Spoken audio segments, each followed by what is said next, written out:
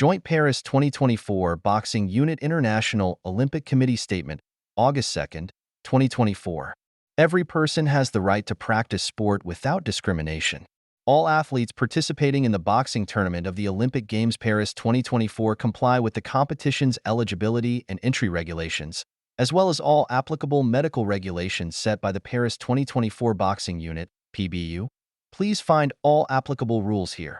As with previous Olympic boxing competitions, the gender and age of the athletes are based on their passport.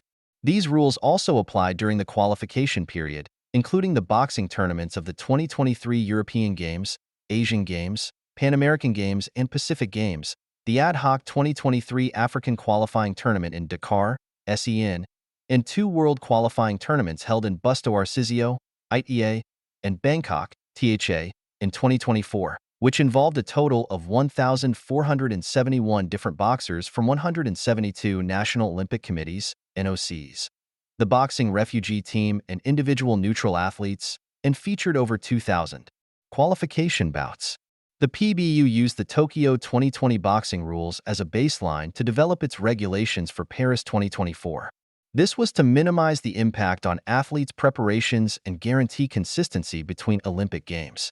These Tokyo 2020 rules were based on the post-Rio 2016 rules, which were in place before the suspension of the Boxing International Federation by the IOC in 2019 and the subsequent withdrawal of its recognition in 2023.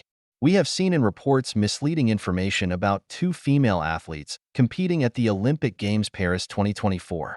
The two athletes have been competing in international boxing competitions for many years in the women's category, including the Olympic Games Tokyo 2020, International Boxing Association, IBA, World Championships, and IBA sanctioned tournaments.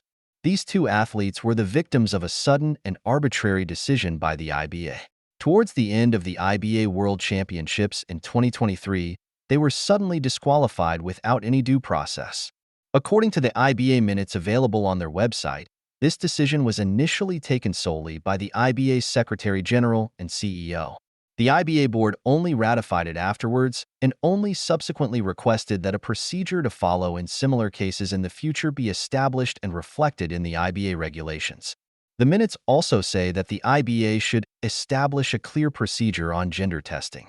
The current aggression against these two athletes is based entirely on this arbitrary decision, which was taken without any proper procedure, especially considering that these athletes had been competing in top-level competition for many years. Such an approach is contrary to good governance.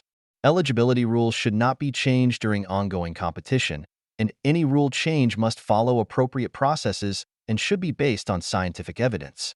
The IOC is committed to protecting the human rights of all athletes participating in the Olympic Games as per the Olympic Charter, the IOC Code of Ethics, and the IOC Strategic Framework on Human Rights.